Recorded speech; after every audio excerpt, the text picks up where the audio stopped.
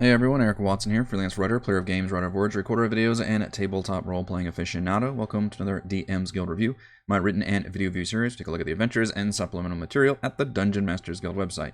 This video will be reviewing the monster supplement to the Cubonomicon, designed by Pyromaniac Press, aka Micah Watt, with Elise Cretel, Drew Dawes, Kerry Jordan, Paul Siegel for Dungeons & Dragons 5th edition. A review copy has been provided for the purposes of this review. If you enjoy my content, consider using my affiliate links for your online shopping and supporting me via patreon.com/RogueWatson. The Gelatinous Cube is one of the most iconic monsters of Dungeons & Dragons. I think up there with the Owlbear, the Lich, the Mind Flayer, and the Beholder. The Gelatinous Cube is unique because it's equally hilarious and deadly. It's a really just funny concept for a monster, which is this like jello mold, this cube of jello that just rolls forward and engulfs people, but it's deadly because you literally get stuck inside of it and you just slowly dissolve, and that's a really cool idea for a creature. In D&D 5th edition, it's a CR2 creature, and it has that trait where it can just move and force dexterity saving throws, and then you get stuck inside, or it can do its little pseudopod attack. It can also be actually really hard to see, so it's a really fun ambush monster to unleash on players in a really interesting environments because they're, can squeeze into different areas. So a really cool idea for a monster, and thus I think that a book that is specifically offering variants of the Gelatinous Cube is a great idea for a monster supplement. I'm going to go ahead and tell you this right off the bat. This is probably one of my favorite books that I have reviewed this year. What an absolutely great presentation it's got, a just lovely design that's very slime filled. We've got original artwork for all these ooze variants. Over 30 new stat blocks that all take the Gelatinous Cube and just really run with it in extremely cool ways. We get tiny cubes, we get blue fiery cubes, we get portal cubes, blinking shock cubes, big ass cubes, tiny little cute cubes, and tiny little cute cubes that can swarm and do gargantuan cube apocalypses. We also get things that aren't cubes, such as gelatinous spheres, gelatinous dodecahedrons, gelatinous pyramids. They all have their own unique abilities and traits. And it really is a variant book because it takes the Gelatinous Cube, it takes that stat block, and it takes those traits and abilities and just kind of adds and modifies a few abilities here and there. It doesn't try to create all new monsters. It really just takes existing creature and creates some really cool ideas from there, which I think is a really fun, interesting, cool concept. And they're very creative, neat stat blocks, which I absolutely love. So to run through some of these, the binary cube, which is not a specific male-female cube thing. That's not what we're talking about here. Instead, it is a portal cube. Think like the video game Portal, in that there are two cubes. One is the mouth and one is the stomach. And again, you can probably already have your DM, your wheels turning about how to use this in really creative ways. But basically, one cube eats people, does the engulf action, and it teleports victims to the other cube, which is anywhere within 500 feet. So not only are you stuck in the really shitty, taking acid damage constantly because you're being digested situation, but now you've been teleported to a completely different area of the dungeon. And it's those kind of ideas that you're going to see here, which is really, really fun. Black Razor Cube, this introduces some really interesting concepts with combining the cube with other magic items, or in the case of other things like the Thrall Cube and the Horde Cube, combining them with other creatures. So in this case, it's a sentient magic item that is partially controlling or completely controlling this cube and gives it a bunch of new attacks and abilities. It's a CR9 for starters, and it does warn the fact that, hey, if you don't want to give your players, literally Black Razor if they defeat this thing, then you can have it, teleport away or do something else. But I thought that was a neat idea of just putting magic items into cubes and then reflecting that in the cube's stat block, which is really, really fun. I'm going to go through some examples of just cubes that have kind of one-off new traits, like the blue fire cube has a giant eyeball in the middle that can shoot fire bolts out of it. Let's see, what's another one with one-off? Frigid cube just does cold. It does a cold damage whenever it absorbs people, as well as firing off this icicle sphere. The Gargantuan Gelatinous Cube is just a giant-ass cube. It's a CR9. It can hold even more creatures, and it's, all of its dice just do more damage. Displacer Cube is kind of similar to the Binary Cube, where instead of having two cubes that portal to each other, the one cube just teleports, which is kind of the same thing, but it can do it as a reaction. So whenever somebody attacks it, it actually teleports 40 feet away, and hopefully is containing one of your party members, because that's kind of hilarious.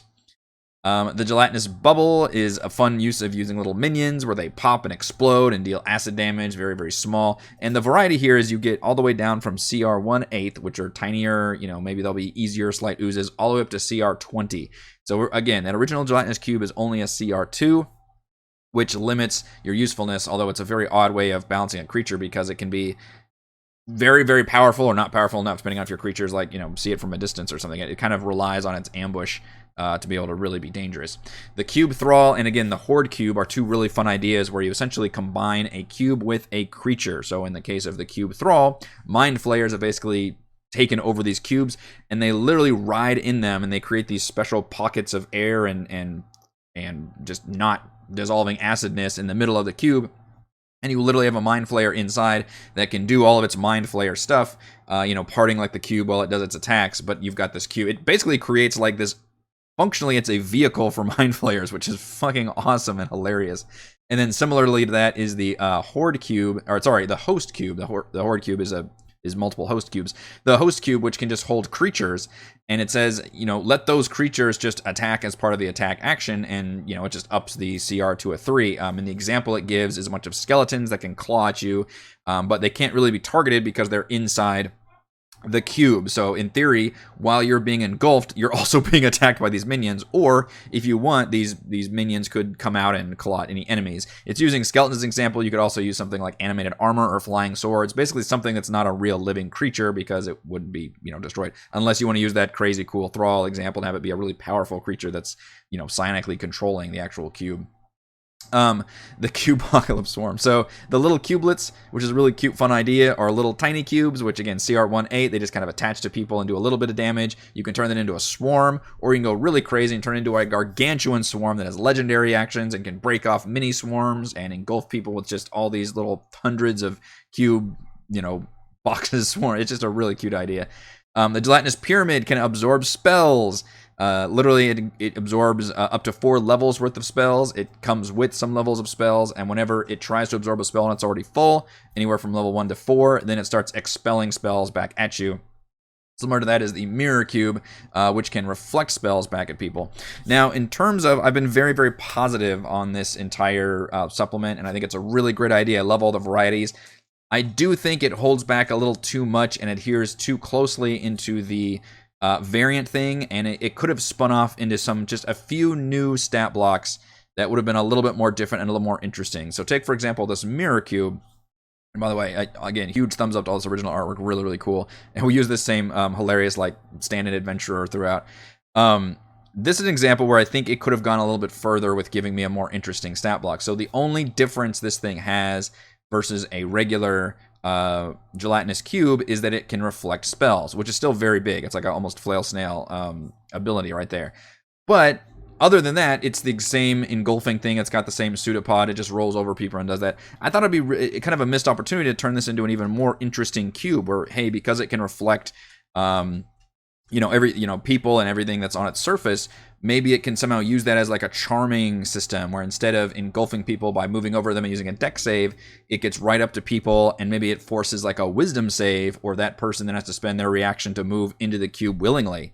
It's still a cube. It can still do the engulf thing, but how it captures people is different. So I was hoping to get a little bit more change on some of these. And another example of one that I was a little disappointed in was Hedar's Cube, which is based on what if a Arms of Hedar spell collapsed in of itself and created a gelatinous cube. I was like, oh yeah, what is that? That's a cool idea. Well, really all it does is it give it multi-attack of tentacles, and then those tentacles grab it, but it's the same kind of cube. It engulfs people, it does acid damage every turn.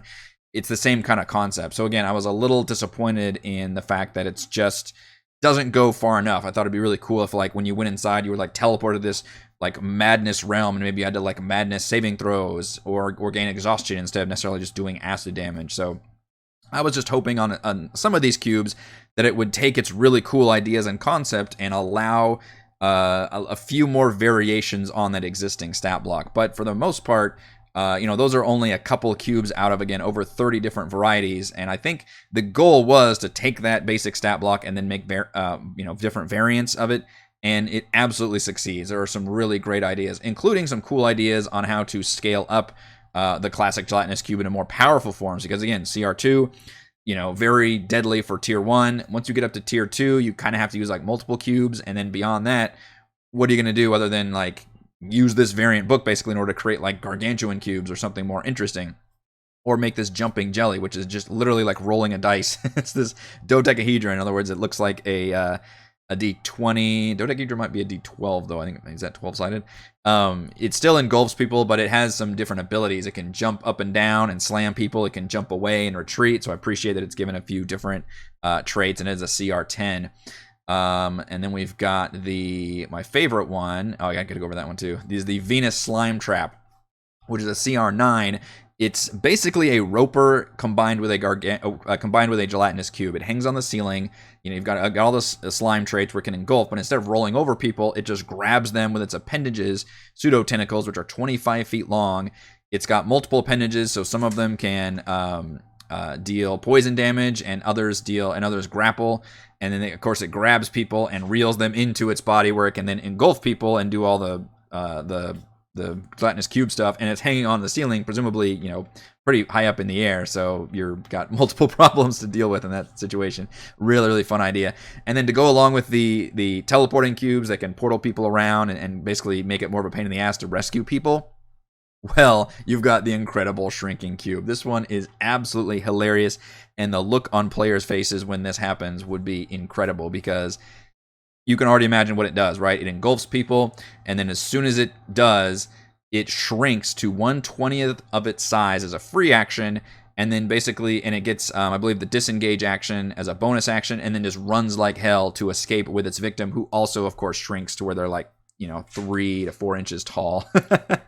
So the biggest problem with cubes, of course, is they trap people inside, and then you've got to get them out. Well, what happens if they trap people inside and then just run the fuck away? Especially if you're dealing with some other creatures. Like, that is a hilariously evil thing to pull for DMs. It probably needs to be more powerful than a CR2, I would imagine, although I think its hit points have been scaled down a little bit to compensate. But still, that's hilarious to unleash up on your players. Just really, really fun ideas. A few of them maybe don't quite go far enough with their concepts, but there's so much here that I feel like the quantity very much outweighs any slight misgivings that I might have over some of the stat blocks not going quite far enough. But in terms of doing what it set out to do, which is provide a bunch of new awesome cube variants that suddenly make gelatinous cubes a lot more usable and a lot more interesting, specifically if your players are metagaming that cube knowledge, which, that's a whole different discussion, but it is very hard, to avoid that. And if you know what cubes are capable of, then this is a really great resource, because obviously nobody's going to know what these cubes are going to be capable of. And I think it's really funny too if you do it from the outset by saying, hey, that's a gelatinous pyramid, or here's a gelatinous sphere, if it's a different shape or has something very, obviously different, than players like, oh shit, what does this do? In the case of the sphere, it can charge ahead and roll down hills, or if it's a shock sphere, it can land in water and shock everybody around them. Cubes, a big part of the cube play is the environment, and a lot of them play with the environments in really, really fun, interesting ways. So overall, still very much a thumbs up. Let's go over my pros and cons for the Cubonomicon. Pros: over 30 new varieties of gelatinous cubes and related oozes, ranging from CR18 to CR20. You have all of your ooze-related varieties here that utilize that starting gelatinous cube stat block. And pros: creative ooze variants that include different shapes, sizes, spells, and creature hosts. I was really, really impressed. They're not all just take the ooze and add one thing. Some of them are that. Some of them are just like the spitting cube, where it's just like, okay, now they have a spitting range attack. Or there's the poison cube, where they just inflict the poison condition when they attack. Some are very, very simple and just slightly change things around, just enough to make it a little bit more interesting. Or the memory cube, where it, as a reaction, it now deals damage that was just dealt to it as part of its pseudopod. And that's fine. You're not looking to really go crazy with the cube. You just want to add like some new effect to it to make things more interesting. It absolutely does do that, but it also gives you some really cool ideas and totally new concepts to really jack with your players. And pro: delightfully slimy design. I love the actual layout here. The little cube page numbers at the bottom, and the whole thing just looks like it's got a cool slime motif. And of course, all of the artwork, which really helps sells it for me, because obviously I can picture what a gelatinous cube looks like, but it's still really, really fun to see like what all these different variants end up looking like. My only con, and I really thought about not including any cons, and I made it, halfway through the book before I finally added it, but that is that some of the stat blocks aren't quite as interesting as their initial concepts. And specifically, I call out the Mirror Cube and Hedar's Cube as ones that seem like they had really cool ideas, or even in this case, it says the cube molds to form the faces of those poor creatures on its sides. That's not really reflected in its stat block. Basically, the ideas are really solid, but then the stat blocks don't quite go as interesting as I was hoping for. They really they adhere a little too closely to the standard gelatinous cube and just change a few things, whereas I feel like it could have been more interesting had they had the freedom to change things around a little bit more.